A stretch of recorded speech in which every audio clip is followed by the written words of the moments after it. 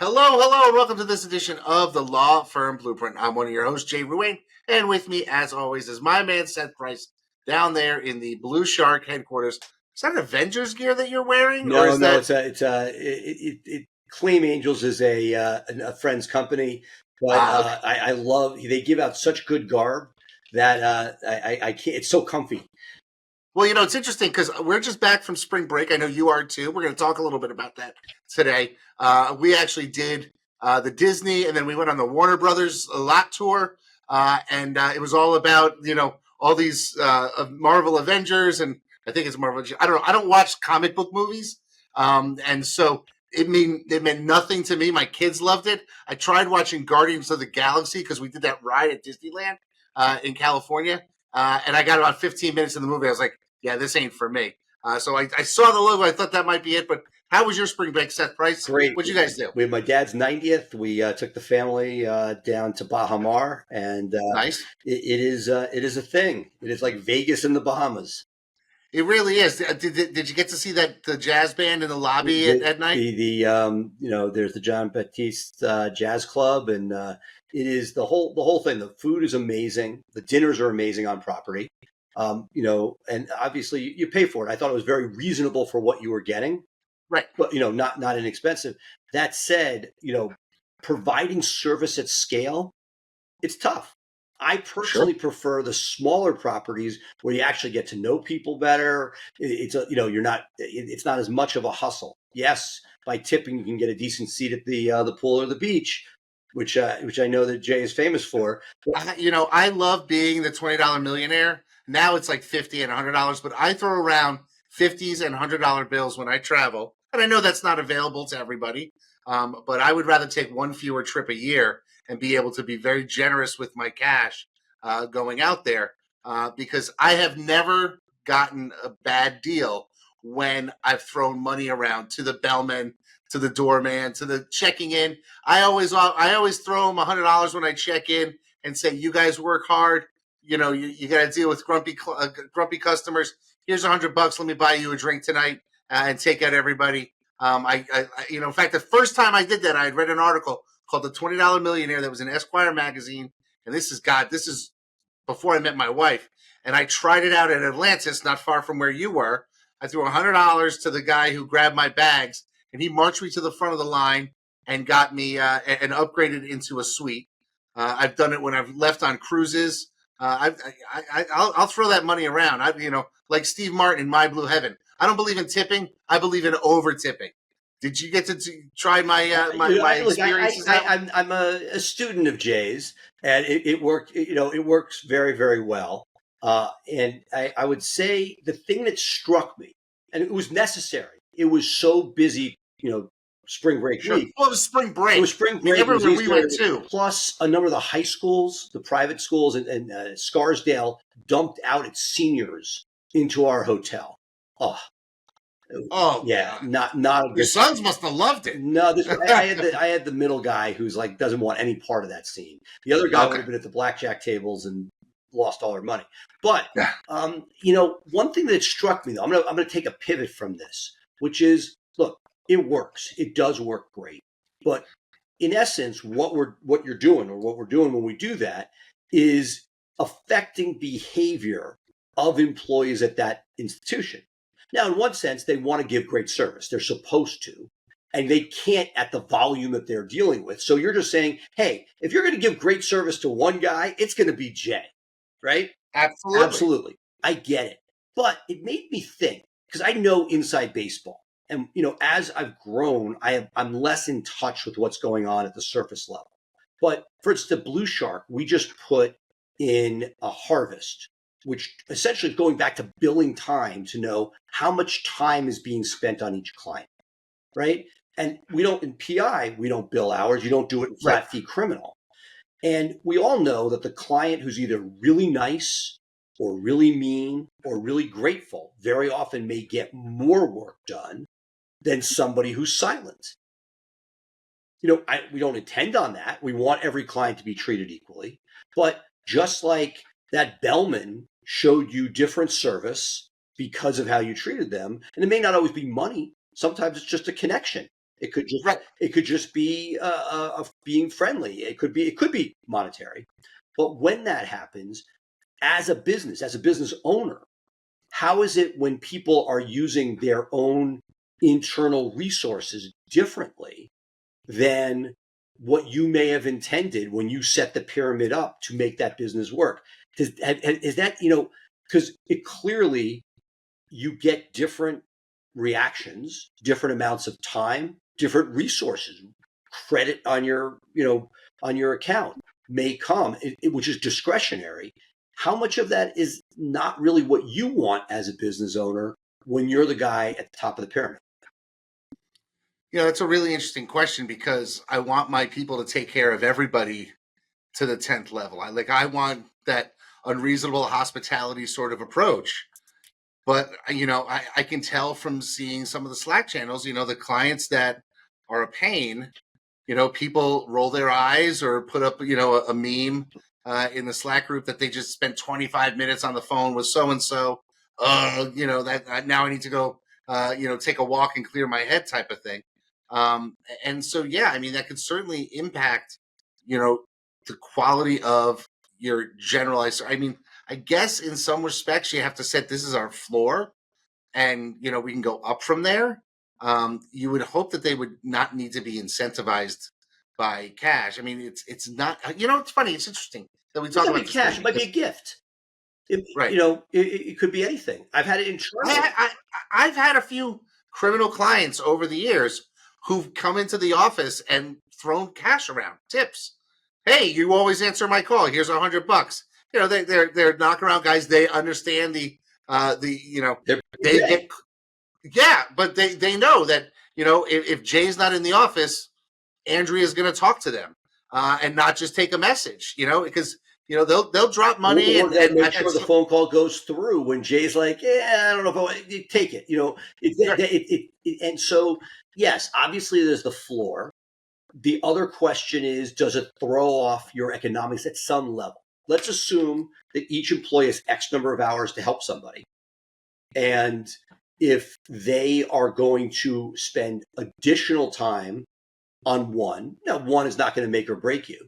But the question is it going to force work behaviors that aren't necessarily what you wished because of an outside influence? Just like you, when you go well, there, they may want to and say and that.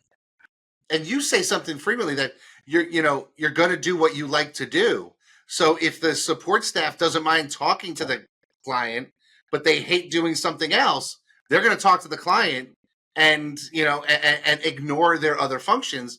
And sometimes you can't have that happening because you need the other functions executed as Right, well. that's not even a money thing. That just may be Right. a flirt thing, a friendly thing, whatever it is. Yeah. And it struck me. Now, these places are sort of built on, they can't possibly touch everybody they want. They're lucky they can check you in. Like, that's like the Yeah. biggest obstacle, is just getting somebody in the front door to their room. It was crazy. It's life moment. I'm on the globalist check-in line. We check in, the room isn't available. I get a text, room's available. Go there. Turns out there's a second line to wait on to get once that. And I'm like, obviously I'm not playing that game, but I get up and they're like, oh yeah, you have to go to that line now. I'm like, no, I've already waited on one line. We go, then 20 minutes later, next room is available. And this is with the J tipping. So it's like, Right. it's, it shows you that just getting through the day, just like you might have somebody who's maximum staffed. And it's fascinating, which is why I think the intersection of AI, where hopefully it is good, the dream.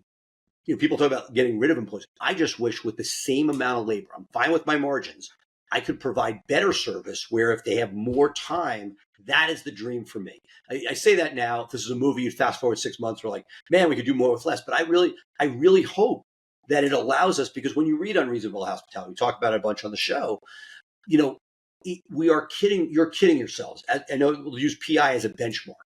80 clients, you're giving some unreasonable hospitality. 100, Right. you're pleasant.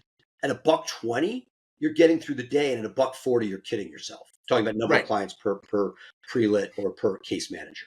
And so as you're looking at those situations, there's only so much you can do. And I think that when you look at this, what is that? And what I saw was that at the volume that this hotel was at, there was no unreasonable hospitality. At best, it was at the high-end restaurants where you're protected on a fixed number of reservations. And they can come by and, the general manager saw it was my dad's 90th and just grabbed an extra glass of champagne and put it in front of him and said, "You need an extra drink." That touch. But you can't do that in mass. It's just throwing drinks out at the bar and hoping for the best. And that also begs the question, in a PI case or in a criminal case, if your net fee at the end of the case after everything is going to be $3,000 or $5,000 versus another one that's a $50,000 fee, are you giving the same type of hospitality to those two people? And that's the other thing. The unreasonable hospitality has talked about the number one restaurant in the world where the average, per check, not per head fee, right, with a prefix menu and wine was probably around $700 or $800, right? There's where you have one waiter on X number of tables.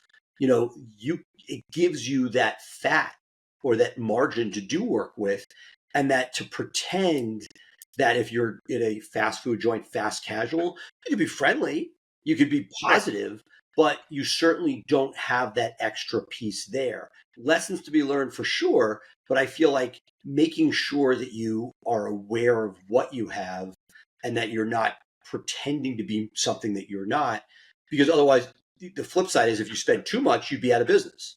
Right. I had an interesting thing happen when I was on my break, and my executive assistant resigned. I took some time to take a step back and sort of determine what the next role is. And I have freed myself up from a lot of the work that I was doing when I hired her 5 years ago now. I mean, she was my first hire during COVID, and she came in as my review wrangler. And then we added somebody to her team, and she moved up to be my executive assistant, all remote. She found a great job at the end of last year in her desired field overseas, but it was only available part-time. So she was like, "I'm going to do both jobs, and I can do your job part-time and that one part-time." And then, of course, she got into it, and she's exceptional. So they found a way to give her a full-time job.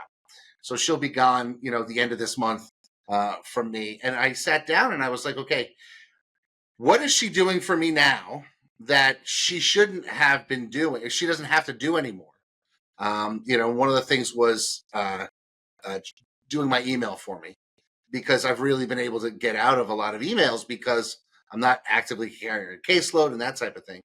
But I've been able to find like 5 things that if I were to hire somebody new, I could put 5 people into 5 different roles in my office. And so what I think I'm going to do is I'm not going to replace her as my executive assistant. And we're going to look for 5 part-timers to start out these different roles, and then see which ones work and which ones don't. Yeah, I don't like that idea at all. I think it's terrible. Why? Yeah, so look, we got to get back to the days where the good old days where we went back and forth on these things. I have a personal issue with the part-time concept at that level. 5 part-time, that's 5 people. You're like juggling. You got to find 5 people, screen them, bring them in, train them. To me, I want a guy. I want a person. It's funny. We talk about the favor economy, where I want a guy, not to yell at. I know that that's going to come off negatively, but I want one person that I can go to get stuff done. I don't want to think about where I'm going. And I think the idea that, with part-time, it is less stable than full-time. That's my own personal philosophy. And again, when you're starting out, if you're hustling, God bless you. Okay, so maybe it's not part-time. Maybe they're 30 hours a week. And now you replaced your 40-hour person with 3 30-hour week 5 30-hour people. One person's going to be focusing on, she's been doing some of my AI stuff where we're grading our calls, we're doing the AI interviews. I'm going to bring somebody in whose job solely it is to work with our AI tools. And that's not your executive assistant. You want an AI person, as you should. But what I'm saying is she had been filling a little bit of these roles because when I came up with an idea, she helped me get there. Okay. Now I think I'm at a point where I can say this should be a role. Okay. Let's rephrase. You're not bringing in 5 part-time people, right? So we're not disagreeing. But look, it was my Rebecca Berkowitz. Rebecca Berkowitz was the woman when we first started the firm. She came on as an admin with a bunch of guys that just nobody could do it. They were, the people. One guy couldn't type. One woman was just, behaving inappropriately in the office. We got a woman, Vassar grad, rock star, did every job in the office, right? From accounting to reception to paralegaling to took the trash out, you name it. She did everything but intake, marketing, and lawyering. And what eventually happened when she left was we tried replacing her and it fell apart. And the truth is we needed 3-4 people to replace her. She was a rock star. We'd also grown. She reminds me of that. She doesn't take full credit. I think she should.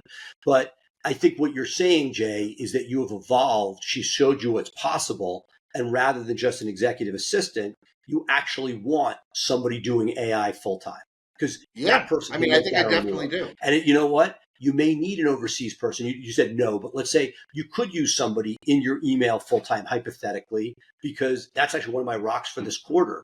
Is I spend too much time in my email.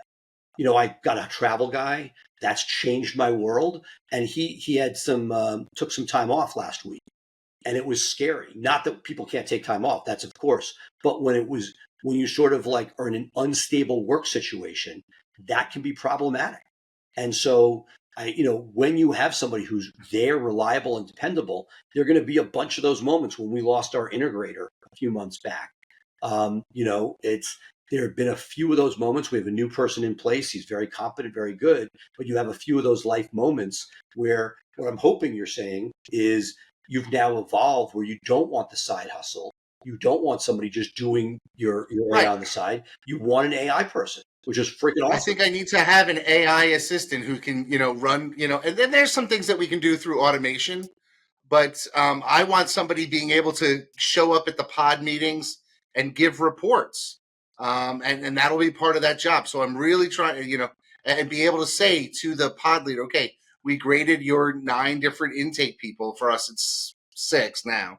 And here's the scores that they got. Here's where their best ones. Here was their worst one. You said something that I thought was really fascinating. So we had back and forth in one of the Facebook groups where I was asking about, intrigue on different AI intake grading. We have a pretty sophisticated program at this point. Listen to recorded calls, there's coaching. And you were like, hey, why are you spending money? Use a GBT prompt, and here's what I'm doing. And I loved it. I thought it was one of those eye-opening things. And I think that one of the things I hope we talk about, and I don't think the podcast is the right place, is I talked to McCready today about this. We need to figure out what is the right platform to share and encourage each other on AI, because I find that the podcast is interesting, but interesting doesn't make money. Where is the place where we can dump and it happened in this thread where people are like, what about this? What about that? How is it automated? Asking these questions to sort of push ourselves to a better place. But you made a point, which I thought was fascinating, which is all the stuff that we do on coaching is in arrears. How much of this, like when you have somebody who's there, dedicated, out of probation, they know what they're doing, how cool would it be if they could get the feedback and gamify it for themselves? For ourselves, if we could get it after an episode, how good an episode was, we get it. All we get is some people that tell us, meet them in the parking lot at a conference. But if we could get some sort of scoring that gave us immediate feedback, it would allow us to be better and better. And I feel that that's one of the things I'm most excited about, is not the reporting to the manager, but giving people the tools to themselves do things, with the one caveat, which I think the GBT example that you gave in that chat room about how to build out grading for calls is, it's like salespeople. Whatever you incentivize is going to happen. And if you put a heavy lever, I saw talking to somebody who put this huge lever on empathy. Well, that's great, but it's not at the expense of closing the case. Somebody was giving somebody a hard time on their call scoring when they signed the freaking case. You know what? If the case signs, all bets are off. I mean, of course, right? We say that, but you get so caught up in that we literally had a life moment where that was an issue for a minute, where we had gotten so in the weeds, you forget it's not for our health. It's to sign the case. Right. Right. I mean, one of the things that has really worked for me is, I know there's Open Phone, there's some other products that are out there, but I've got a great relationship with my phone people, and so the minute I said, "Hey, look, this is what I want to do," they're saying to me, "Yes, we've got the transcripts, we've got the email destination, we can do it by extension." And we can push it into an AI product. We can have them run your prompt, and you can get the score, and the individuals can get their own scores. It's coming. We're going to get there. We'll figure out how to do it. You'll probably be using Make or Zapier, on my end. It's not Look, the I'm in this greatest. position. I am scared. I don't know if we're using the same one still or not. It may be, but I don't want to be the guinea pig. I want somebody where this is in place. Zapier is great, Zapier, but I am pushing. I wonder if it's Zapier because it's a French company. So maybe we're all saying it wrong. I'm sure we. But I agree with you. I want it baked in. Here's the problem. I wanted an online database 25 years ago when I started, and this just didn't exist. The only thing that you can do is go out and create it yourself. Now, but the Zoom is sort of doing it. Yeah, but then do I really want to change everything over to Zoom phone? It's getting. How many of your people are now on voice over IP? They don't even have a hand device. 100%. So what the hell's the difference? Well, but the thing is, I have a relationship with people that my costs are not as much as they would be on Zoom phone. 100%. No, but and they get the job done, and they're available when I text a question at Friday night. I'm saying, "Hey, I want to try this." And they're saying, "Well, yeah, this is how we can make it happen." Right. The question is, but you're through a third party, so yeah, it's difficult, but this is trying to do things differently. There's always going to be a provider. I'm sure next year at ABA Tech Show, so we're 11 months away. I guarantee you, there's going to be a software phone system that grades your intake callers. It's funny because there were still phone systems at ABA Tech, and I was walking around because I'm in the market. I want to have something today that does it, and the ones that were presenting were all the old school guys. Right. But see, the thing is, because they're not seeing the future, they're seeing the past. Right. And they're trying, and also we're nerds. I mean, let's face it, we want to try to push the envelope on things. I mean, I don't know a lot of law firms that 7 years ago found an API for a note card writing service so that we could schedule it. But I've been sending automated note cards in, handwritten note cards out for 7 years. I've sent, hundreds of thousands of them at this point, and that's just, I said I want to do it, and I figured out how to make it happen. Not everybody is playing, and I'm not trying to demean people, but there's not everybody playing at this level that we are. I mean, with thousands of clients a year versus 100, and so that there has to be enough people asking for this product to make those people go out and get it. And in the meantime, I'm going to figure out a way because I don't want to wait. That's just my philosophy. Awesome. I'd rather take my $150,000 research and development budget that I set aside every year and take shots. And some things absolutely fail. I spent 10 grand putting a connection to a paper mail platform so I could send out letters by paper mail to clients. And all I got from that was the clients don't even read the emails. Why am I mailing them letters? Why spend the money on paper letters when we can get them the stuff by email, and then we send them a text message to remind them to check their email. I don't know. Sometimes I want to grab things and run with it. Which is great. It's a blessing and a curse. Right. But see, that's kind of what I'm filling my days with right now is chasing dragons. Right. Well, if you want that, then have some staff around you. Right. And that's why I want to bring in the AI person. And your job is AI.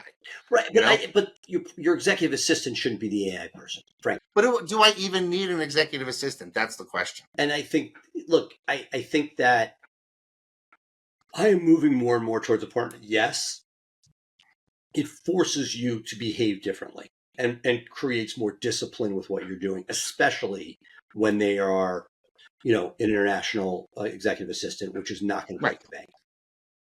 No, they're definitely not. Now, here's the question I have for you. Well, I wonder if I should investigate a time shifted person who is in the Philippines, and I can leave them a No, list of things no, to do no, overnight, no, no, or do I want them available to me no. while I'm working? Absolutely. That's why I don't love the Philippines. I Yeah. know that I don't want to besmirch an entire country, and that the costs are less, and they're very friendly and amenable. But I don't love the idea of people working through the night, and I think it leads to problems on sustainability. But I've never had anybody over there, so no, I I know don't really know. people. I have somebody in Spain Right, who's right. And time shifted our that friend, the way. Jersey boy, he Then they build out a whole this group of modest team there. But look, it works for some people. right. But before we wrap up, May 30th, last Friday in May, Fisher Mastermind Experience, New York City. Yes, I told my team I was going to be out that day. I'm Good. definitely coming in for that. So it's going to be great, and I'm excited. It's going to be at a friend of mine's restaurant. Getting a place. Everything in New York needs an angle, right? And if you go to a hotel, it's tens of thousands of dollars, Sure. right? So my friend's restaurant's only open for dinner. Well, there you go. We got it for lunch. We're buying lunch. They would be closed otherwise. And we have the entire space, medium rare, 33rd and 3rd. It's a brilliant. Oh, isn't that like a steak frites place? Exactly. Yeah, I've heard of it. Yes. Well, you'll be having steak frites. There's one secret off the menu vegetarian dish. But the guy's a genius. He had and I'll tell the story there, but he basically had some success with a burger joint, tried something that did everything, didn't work, and he is now taking this concept. We have 3 in DC, but he's very, very involved with the NFL Players Association and does a lot with the NFL retired players. They are taking this restaurant to every NFL city. Smart. So DC. Well, there is one similar to that, the Encontro del Venice or whatever like that closed and reopened recently, and I think he opened in the interim. Well, so basically, he was in Paris with his daughter, saw this line of people, and said, "We got to do this," and brought it back here. I've eaten at the original one, not the original one, but the model that they had in Paris. They had one in the city. I've eaten there, and I had a great time. And when I heard they closed, I was disappointed. But then I heard medium rare opened, and I'm actually going into a Second Circuit argument on Friday on a civil rights case that we're connected to. And that's one of the things that we were talking about after the argument, hitting medium rare for dinner. Doesn't open until 5. Yeah, hitting there at 5. I was going to go get fitted for some shirts, then hit it, and then take the train home. Awesome. So that could work out. Awesome. I'm psyched. That's going to be great. Yeah. Well, wait. So are we doing that for dinner too? No, I'm not sure where dinner is. I said I got the daytime, but we're going to. But a special treat is we're getting medium rare for lunch, which doesn't exist. Right. That's awesome. Yes. I'm psyched. Yes. Well, I'm definitely signing up. I need to do that. I'll do that as soon as we get off of this to lock in my seat. Because if you haven't been to a John Fisher mastermind, you're definitely missing out. Awesome. It's a good reason to come to the city. If you're anywhere on the East Coast or if you're flying in. Absolutely. All right, folks, that's going to do it for us. A little talk today, a lot about vacations and dining, but that's what we're all about here on the Law Firm Blueprint. We want to have you wherever you go. You can take us with you on the Law Firm Blueprint podcast. Get that wherever you get your podcasts. Of course, if you want to join us in our Facebook group, it's called the Law Firm Blueprint, and you can catch this show live every Thursday, 3 p.m. Pacific, 3 p.m. Eastern, 12 p.m. Pacific, and you'll be able to comment on us as well as on LinkedIn, live on LinkedIn. Seth always has this show running simultaneously. So thank you for being with us. That's it for me. Seth, you got anything else? Next week, let's talk LinkedIn a little bit. Okay. That sounds like a plan. All right, folks, that's going to do it for now. Bye for now.